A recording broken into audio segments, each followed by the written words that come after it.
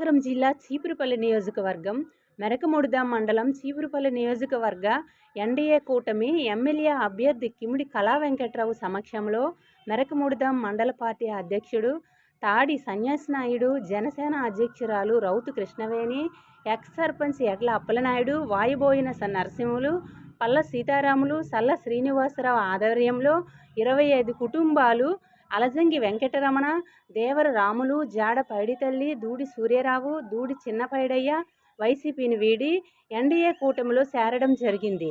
ఈ సందర్భంగా వారికి పార్టీ కండువా కప్పి సాధారణంగా పార్టీలోకి ఆహ్వానించారు.